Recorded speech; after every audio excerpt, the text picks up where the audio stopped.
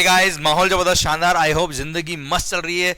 पढ़ाई में sir indirect tax की बात करते तो धनाधन चैप्टर्स के रिवीजन हो रहे हैं एंड सर आपका कॉन्फिडेंस बढ़ रहा है और सर पूरा कंसंट्रेशन अगर आपका यहाँ पे है तो सर माहौल के साथ आपका रिवीजन होगा। और हाँ सर, कमेंट में जो आप लिखते हो ना सर, इस वीडियो के कमेंट में माहौल जबरदस्त शानदार, सर एनर्जी डबल हो जाती है और सर दुगनी एनर्जी से मैं पढ़ा लेता हूँ। आइए chapter number 13 returns under GST तरफ बात करते हैं हम। सर देखिए ध्यान से, ये टेबल जो दे रखा है जिसके अंदर बता रखा है कौन कौन से रिटर्न्स कब कब फाइल करने हैं, बहुत ही शानदार दे रखा है। सर एवरी रजिस्टर्ड पर्सन जिसका aggregate turnover presiding financial year में अप टू ₹5 करोड़ था और उसने अगर क्यूआरएमपी स्कीम ले रखी है, sir quarterly return monthly payment scheme अगर ले रखी है तो सर उनको जीएसटीआर 1 सबमिट करना होगा क्वार्टरली। और sir 13th of the next month is the due date for filing GSTR 1। पर sir first 2 month of the quarter के लिए वो इनवॉइस फर्निशिंग फैसिलिटी यूज करके सर इनवॉइसेस फर्निश कर सकते हैं जो B2B वाले ट्रांजेक्शन होते हैं, सो दैट रेसिपिएंट को क्रेडिट मिल पाए। सर अदर रजिस्टर्ड पर्सन जिन्होंने क्यूआरएमपी स्कीम नहीं लिया या जिनका टर्नओवर 5 करोड़ से अबव था, उनको मंथली जीएसटीआर 1 सबमिट करना है। मंथली जीएसटीआर 1 सबमिट करना है। Statement of outward supply 11th of the next month, ये है स्टेटमेंट ऑफ आउटवर्ड सप्लाई पर ध्यान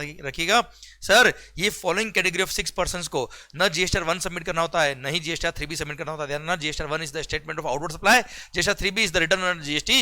ये 6 लोगों के लिए स्पेशल रिटर्न्स दे रखे, ये स्पेशल लोग है, न जीएसटीआर 1 सबमिट करना, न जीएसटीआर 1 सबमिट करना, नहीं जीएसटीआर 3B सबमिट करना। 6 लोग कौन कौन है? सर ओआईडीआर सर्विस सप्लायर जो आउट ऑफ इंडिया लोकेटेड है, sir composition taxable person, NRTP, input service distributor, TDS वाले और टीसीएस वाले, इन लोगों को सेपरेट रिटर्न्स दे रखे, ना जीएसटीआर 1 सबमिट करना, नहीं जीएसटीआर 3B साइन करना है, सर फाइल करना है। Sorry sir, same way sir जिन्होंने क्यूआरएमपी स्कीम ले रखी उनको जीएसटीआर 3B फाइल करना होता है। सर क्वार्टरली बेस पे फाइल करना होगा। ड्यू डेट होता है क्या?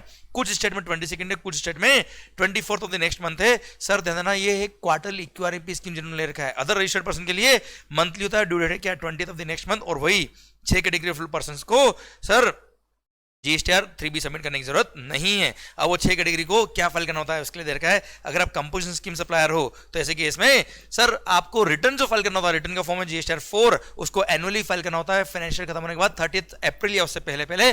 पर सर एवरी क्वार्टर आपको जीएसटी पे करना होगा through form number GST CMP 08। आपको क्वार्टरली टैक्स पे करना होगा 18th of the next month तक। सर देन अगर आप एनआरटीपी हो, रजिस्टर्ड एनआरटीपी हो, तो ऐसे केस में जीएसटीआर 5 आपके लिए रिटर्न है, मंथली बेस पे फाइल करना होगा 20th of the next month या 7 days after the last day of the validity of the registration which ever is earlier. आपको ये मंथली रिटर्न फाइल करना पड़ेगा इनफॉर्म नंबर जीएसटीआर 5। अगर आप ओआईडीआर सर्विस सप्लायर हो तो OIDR service supplier located in non taxable territory अगर हो तो जीएसटीआर 5A सबमिट करना होगा monthly statement 20th of the next month तक। अगर सर आप आईएसडी हो तो 13th of the next month तक आपको मंथली सर रिटर्न फाइल करना पड़ेगा, सो दैट आप इनपुट सर्विसेज का क्रेडिट डिस्ट्रीब्यूट कर पाओ। देन सर टीडीएस वालों को GSTR 7 10th of the next month monthly base पे, टीसीएस वालों को sir GSTR 8 monthly 10th of the next month तक। Sir annual return every registered person except कुछ एक्सेप्शन, इसके बारे में हम बात आगे और करने वाले हैं। सर एनुअल रिटर्न सबमिट करना पड़ेगा जीएसटीआर 9 ऑन और before 31st December after the end of the relevant financial year. Sir अगर आप कंपोजिशन स्कीम सप्लायर हो तो ऐसे केस में GSTR 9A is the annual return का फॉर्म। एंड अगर आप इलेक्ट्रॉनिक कॉमर्स ऑपरेटर हो जो लायबल फॉर टीसीएस है, उसको annual statement in form number GSTR 9B भी सबमिट करना पड़ता है बाय ऑन और before 31st December after the end of the relevant financial year. Okay sir, अगर आपका aggregate turnover more than ₹2 crore है, हम आगे बात करने वाले हैं। सर अभी आप मोर देन ₹5 करोड़ है तो ऐसे केस में अगर आपका aggregate turnover more than ₹5 crore है तो ऐसे केस में सर आपको एक self certified reconciliation statement in form number 9CB submit करना पड़ता है। ये self certified reconciliation statement sir पहले कॉस्ट अकाउंटेंट या प्रैक्टिसिंग सीए सर क्या करते थे सर, इसको और जीएसटी ऑडिट करके वो सबमिट करते थे, पर अभी सेल्फ सर्टिफाइड रिकंसिलिएशन स्टेटमेंट आ गया है। सर फाइनल रिटर्न जीएसटीआर 10 अगर आप रजिस्ट्रेशन कैंसिल करा रहे हो तो date of order of cancellation या date of effect date of cancellation whichever is later, वहां से 3 महीने के अंदर आपको फाइनल रिटर्न सबमिट करना पड़ेगा। एंड सर अगर आप यूएन होल्डर हो तो ऐसे केस में आपको सर इनवर्ड सप्लाईज में जो टैक्स पे किया उसका रिफंड मिलता है, उसके लिए आपको फॉर्म नंबर जीएसटीआर 11 सबमिट करना होता है। आइए सर, अगर आपने जीएसटीआर 1 सबमिट किया और जीएसटीआर 1 सबमिट करने में कोई गलती होगी तो रेक्टिफिकेशन कर सकते हो क्या? सर पहली बात तो रिटर्न जीएसटी के अंदर कभी अमेंड नहीं होते, रिवाइज नहीं होते, सब्सिक्वेंट पीरियड में आप रेक्टिफिकेशन कर सकते हो। अगर प्रायर पीरियड में कोई गलती होगी तो ऐसे केस में सर कब तक रेक्टिफिकेशन कर सकते हो? सर जिस रिलेवेंट फाइनेंशियल ईयर में जीएसटीआर 1 आपने सबमिट किया है उसमें जो गलती हुई है आपकी, वो रिलेवेंट फाइनेंशियल ईयर में कभी भी या उसके बाद सर सितंबर मंथ का जो आप रिटर्न सबमिट करेंगे वो दिन या उससे पहले सर अगर आपने एनुअल रिटर्न फाइल कर दिया तो विच एवर इज अर्लियर, उससे पहले पहले आपको मिस्टेक को रेक्टिफाई करना होगा, उसके बाद रेक्टिफाई नहीं कर पाएंगे मिस्टेक। सर अगर आपका कोई ट्रांजेक्शन नहीं है तो भी आपको नील रिटर्न तो फाइल करना ही पड़ते हैं। सर सरकार को पता कैसे पड़ेगा कोई ट्रांजेक्शन है? नील रिटर्न के थ्रू सबमिट पता पड़ता है।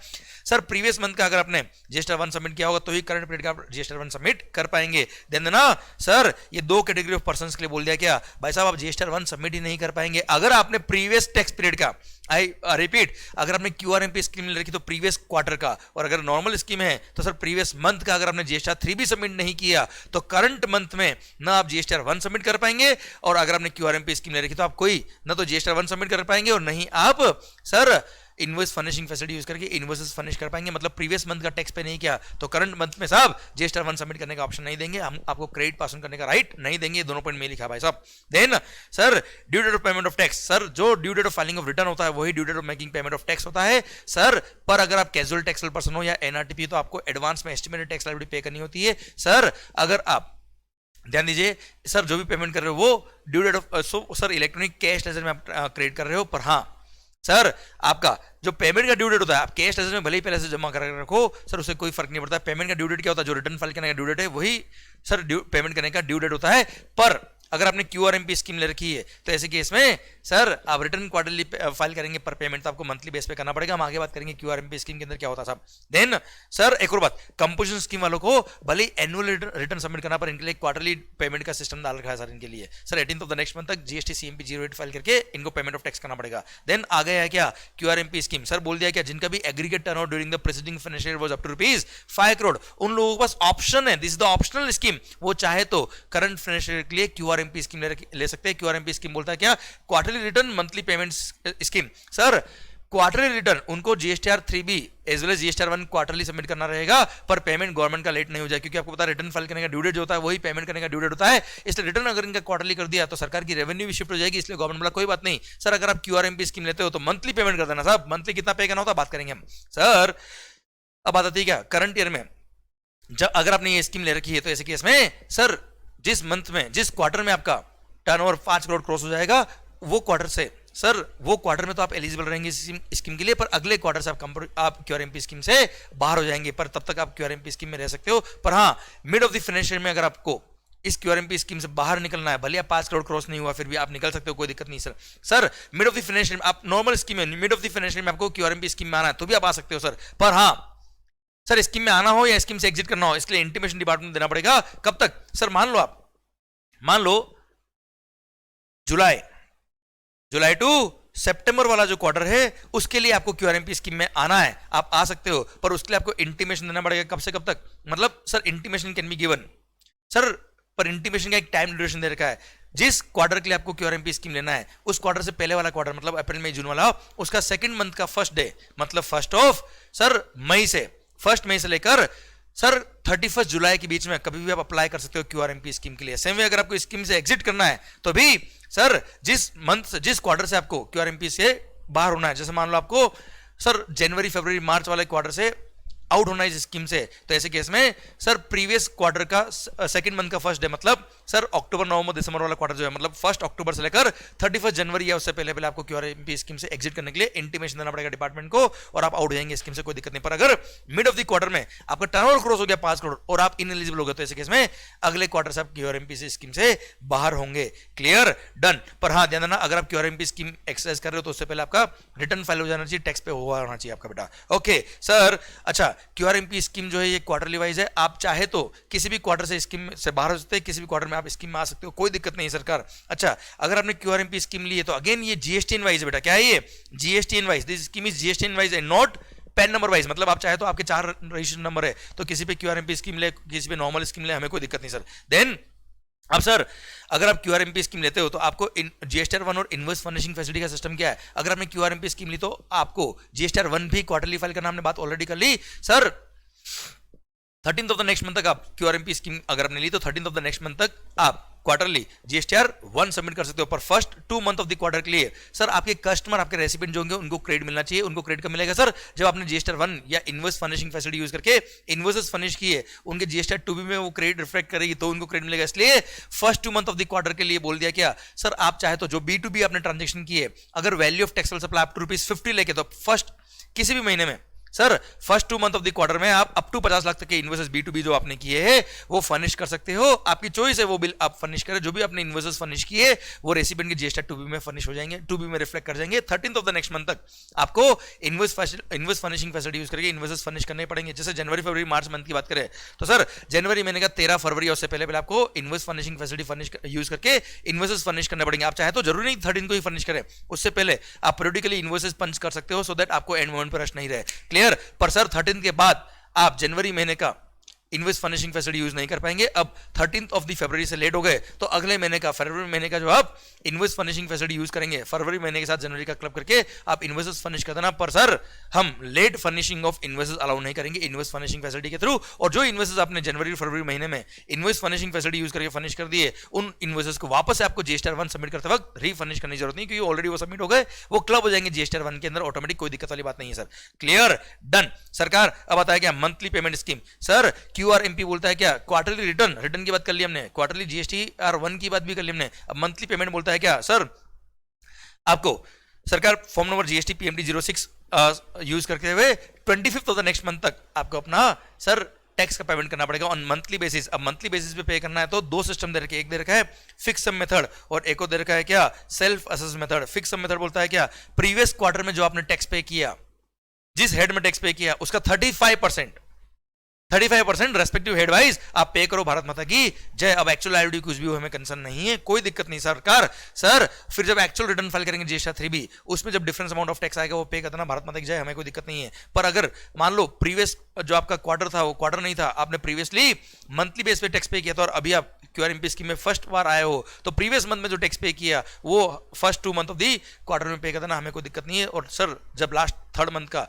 जब आप रिटर्न सबमिट करेंगे GST 3B 3rd मंथ में तब आप एक्चुअल जो टैक्स बनता है उस अकॉर्डिंग पे कर देना। क्लियर? ये फर्स्ट 2 महीने के लिए बोल रखा है। अच्छा एक और बात कहा हुआ है क्या, ये जो आप फिक्स सब मेथड आप यूज कर रहे हो अगर आपके इलेक्ट्रॉनिक कैश लेजर या क्रेडिट लेजर में ऑलरेडी सफिशिएंट बैलेंस पड़ा है तो सर हमें कोई दिक्कत नहीं है, आप ये फिक्स अमाउंट नहीं भी जमा करेंगे तो भी चल जाएगा बेटा। एक और दे रखा है सेल्फ असेसमेंट मेथड। अच्छा एक और बात, प्रीवियस मंथ या प्रीवियस क्वार्टर जो एज द केस में भी उसका आपको 35% पे करना पड़ेगा क्वार्टरली केस में, और मंथली केस में प्रीवियस मंथ में जो पे किया उतना पे करना पड़ेगा। पर आपका प्रीवियस जो टैक्स पीरियड है भले वो मंथली हो या QRMP स्कीम के थ्रू क्वार्टरली हो, सर कंप्लीट टैक्स पीरियड होना चाहिए। मतलब first day of the month से लेकर last day of the month या last day of the tax period तक आप रजिस्टर होना चाहिए, तब जाके आपका वो प्रीवियस पूरा टैक्स पीरियड माना जाएगा।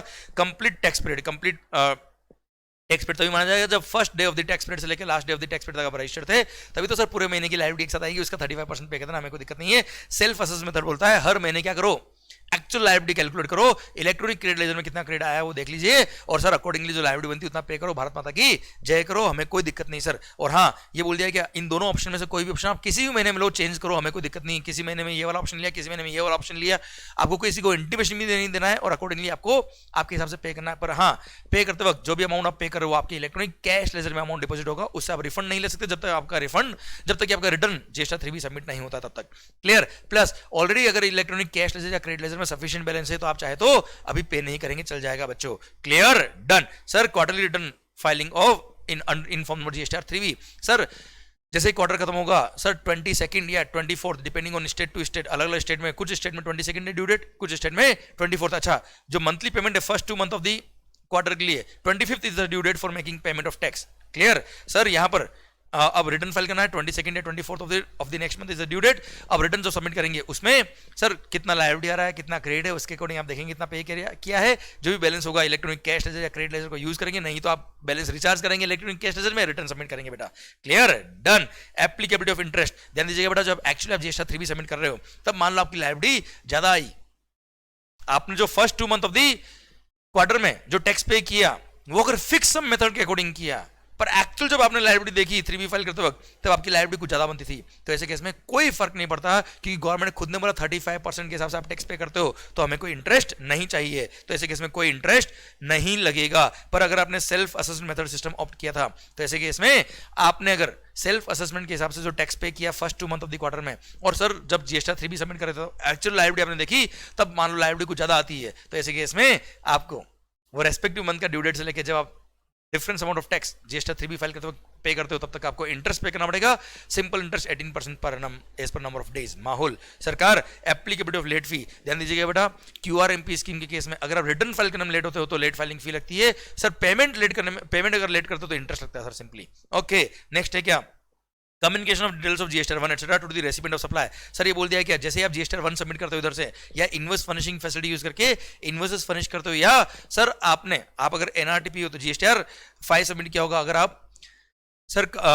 आप इनपुट सर्विस डिस्ट्रीब्यूटर हो तो जीएसटीआर 6 सबमिट किया होगा, या अपने टीडीएस वाले हो तो जीएसटीआर 7, टीसीएस वाला जीएसटीआर इन्होंने जो सबमिट किया वो रेसिपिएंट को कम्युनिकेट होगा, ऑटो पॉपुलेट होगा उसके रेसिपिएंट के रेस्पेक्टिव जीएसटी पोर्टल पे। सर जीएसटीआर 2B के अंदर रिफ्लेक्ट करेगा जितना भी क्रेडिट उसको मिलना है उतना।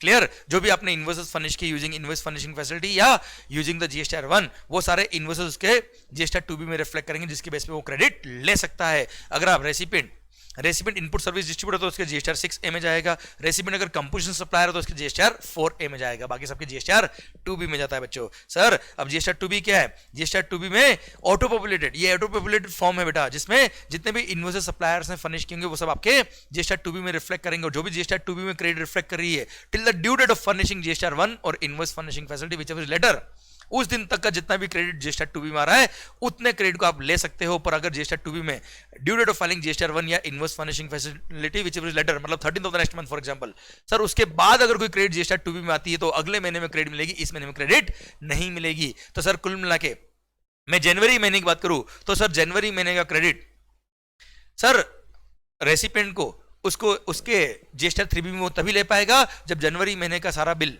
उसका जितना भी परचेज किया हुआ वो उसके जीएसटीआर 2B में आ रहा है। पर 2B में कब तक आ सकता है बेटा, वो 13 फरवरी या उससे पहले अगर रिफ्लेक्ट कर गया तो क्रेडिट ले पाएगा। सर पर अगर कोई इनवॉइस बाद में आया जीएसटीआर 2B में तो वो अगले महीने में क्रेडिट मिल पाएगा, इस महीने में क्रेडिट नहीं मिल पाएगा। तो कुल मिला के मैं कह दूं सर जिन भी सप्लायर्स ने इनवॉइसेस फर्निश किए या जीएसटीआर 1 सबमिट किया, मैं इस एग्जाम्पल की बात करूं तो सर 14th ऑफ, सरकार सुनेगा ध्यान से, 14th ऑफ जनवरी से लेकर 13th ऑफ फरवरी के बीच में जिन्होंने भी जीएसटीआर 1 सबमिट किए या इनवॉइस फर्निशिंग फैसिलिटी यूज करके इनवॉइसेस फर्निश किए, वो सब जीएसटीआर 2B ऑफ दी जनवरी महीने में रिफ्लेक्ट करेगा, उन सब का क्रेडिट उसको मिल जाएगा जनवरी महीने के हिसाब से बेटा। क्लियर, पर ध्यान देना बेटा, उसके बाद जो फर्निश करेगा उसका अगले महीने में मिल पाएगा क्रेडिट इनको। Clear, done. सर नील जीएसटीआर 3B ये बोलता है कि अगर आपके किसी पर्टिकुलर मंथ में कोई ट्रांजेक्शन नहीं है या कोई लायबिलिटी नहीं बनता, फिर भी आपको नील जीएसटीआर 3B तो सबमिट करना ही पड़ेगा। क्लियर, और हाँ नील जीएसटीआर 1 हो या नील जीएसटीआर 3B हो, सर ये फर्निश करना पड़ता है, कंपलसरी होता है। गवर्नमेंट ने एक फैसिलिटी दी कि नील कब माना जाता है साहब, अगर आपके यहां पे एक्सप्लेनेशन देके बोला क्या, अगर आपके किसी भी कॉलम में कोई एंट्री नहीं है तो उसको बोलते हैं नील रिटर्न या नील स्टेटमेंट। तो सर अगर आप nil statement of outward supply submit कर रहे हो, नील रिटर्न सबमिट कर रहे हो या जीएसटी CMP 08 नील है, तो वो आप एक शॉर्ट एसएमएस के through from your registered mobile number एक शॉर्ट एसएमएस के थ्रू भी सबमिट कर सकते हो, हम मान लेंगे आपका नील रिटर्न सबमिट हो गया है। Sir signing the return while filing, sir जो भी रिटर्न आप सबमिट करो वो इलेक्ट्रॉनिकली सबमिट करो, इलेक्ट्रॉनिकली साइन होंगे। इलेक्ट्रॉनिकली साइन कैसे होंगे बेटा, या तो डीएससी के थ्रू या ई वेरिफिकेशन मतलब ई साइन के थ्रू, आधार बेस्ड ओटीपी आएगा sir, and EVC electronic verification code send to the registered mobile number and email ID of the authorised signatory, इसके थ्रू आप सिग्नेचर करेंगे इलेक्ट्रॉनिकली। देन आ रहा है क्या, फर्स्ट रिटर्न। सर जीएसटी में अगर आप रजिस्टर्ड नहीं हो, लायबल फॉर रजिस्ट्रेशन हो गए, sir with in 30 days registration के लिए अप्लाई करोगे, जब रजिस्ट्रेशन सर्टिफिकेट मिलेगा उसके बाद जब पहला रिटर्न सबमिट करोगे, उस रिटर्न के अंदर जिस दिन आप लायबल फॉर रजिस्ट्रेशन हुए थे वहां से लेकर जब आप रजिस्टर्ड हुए हो तब तक के सारे ट्रांजेक्शन पे जो लायबिलिटी थी वो भी उस फर्स्ट रिटर्न में आपको डिक्लेयर करनी पड़ेगी और टैक्स पे करना पड़ेगा। आइए annual return, every registered person is required to furnish annual return after the end of the relevant financial year on or before 31st December of the next financial year. Clear? पर sir इन लोगों को annual return submit करने की जरूरत नहीं। किस किस को, casual taxable person, NRTP, input service distributor, TDS TCS वाले, sir central any department of the central government या state government या local authority whose books of accounts are already subject to audit by Comptroller and Auditor General of India or an auditor appointed for auditing the accounts of the local authorities under any law for the time being in force, and person supplying online information and database access or retrieval services from a place outside India to the person in India। इन 6 लोगों को annual return submit करने की जरूरत नहीं है। Further commissioner के पास power है कि वो चाहे तो किसी भी पर्सन को एग्जाम कर सकता है। ये पावर यूज करके उन्होंने बोल दिया क्या, फॉर द फाइनेंशियल ईयर 2020-21 जिनका भी aggregate turnover was up to ₹2 crore तो उनको एनुअल रिटर्न सबमिट करने की जरूरत नहीं, पर ये केवल 20-21 के लिए बच्चों। Clear, done. Sir due date of filing return क्या है, 31 दिसंबर है बेटा, पर for the purpose of for the financial year 2020-21 due date shift करके 28 फरवरी करिए बेटा। Okay sir, prescribe form for annual return क्या है? नॉर्मल सप्लायर के लिए जीएसटी 9 है सर, कंपोजिशन सप्लायर के लिए जीएसटी 9A है, एंड इलेक्ट्रॉनिक कॉमर्स ऑपरेटर जो टीसीएस के लिए आती है उनको एनुअल स्टेटमेंट सबमिट करना पड़ता है in form of GSTR 9B। Sir, who is required to furnish reconciliation statement, जिनका भी aggregate turnover during the financial year cross किया कितना 5 करोड़, उनको self certified reconciliation statement in form of GSTR 9 से submit करना पड़ेगा along with the annual return. ये reconciliation statement reconcile करता है क्या? ऑडिटेड फाइनेंशियल स्टेटमेंट में जो टर्नओवर दिख रहा है उसको मैच करता है किससे? सर, जो जीएसटी का एनुअल रिटर्न में आपने टर्नओवर दिखा है उसको। सर, डिफरेंस अगर है तो रिकंसिल करेगा थ्रू रिकंसिलिएशन स्टेटमेंट। पर हाँ, for the financial year 2020-21 due date shift करके 28 फरवरी कर दिया बच्चों। भारत माता की जय। जीएसटी ऑडिट का कॉन्सेप्ट अब हटा दिया है, self certified reconciliation statement submit करना होगा। आइए फाइनल रिटर्न की तरफ बढ़ते हैं। अगर किसी एसएससी का रजिस्ट्रेशन कैंसिल हो गया है, कैंसिल के लिए उसने अप्लाई किया या ऑफिसर ने कैंसिल किया, अल्टीमेट रजिस्ट्रेशन कैंसिल हो गया, तो जिस दिन डेट ऑफ कैंसिलेशन था या date of order of cancellation था, विच एवर लेटर, उसके 3 महीने के अंदर उसको एक फाइनल रिटर्न सबमिट करना पड़ेगा इन form of GSTR 10। Default in furnishing the return, सरकार हमने जो भी रिटर्न पढ़े अगर उसको फर्निश करने में आप लेट होते हो तो सर गोली से नहीं उड़ाएंगे आपको, क्योंकि सर गोली से डर नहीं लगता बच्चों, सर मार्क्स कटने से डर लगता है, इसलिए दिल थाम के ध्यान इधर होना चाहिए। सरकार अगर रिटर्न फाइल करने में लेट होते हो तो सबसे पहली बात सेक्शन नंबर 46 बोलता है हम उस एसएससी को नोटिस भेजेंगे और नोटिस में लिख देंगे अगले 15 दिन में रिटर्न सबमिट कर देना।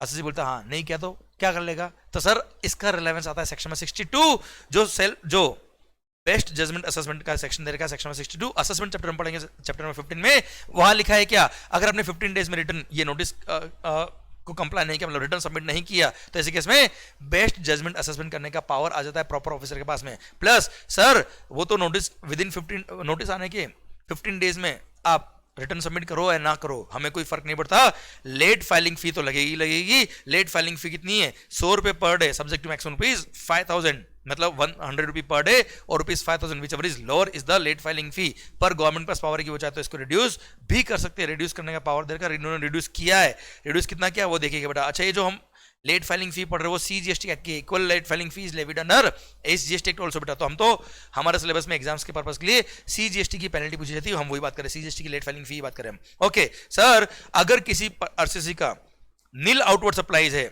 या total amount of tax payable कितना है नील, तो ऐसे केस में जीएसटीआर 1 या 3B या जीएसटीआर 4 सबमिट करने में लेट हो गया तो ₹10 per day is the late filing fee subject to maximum ₹250 बस।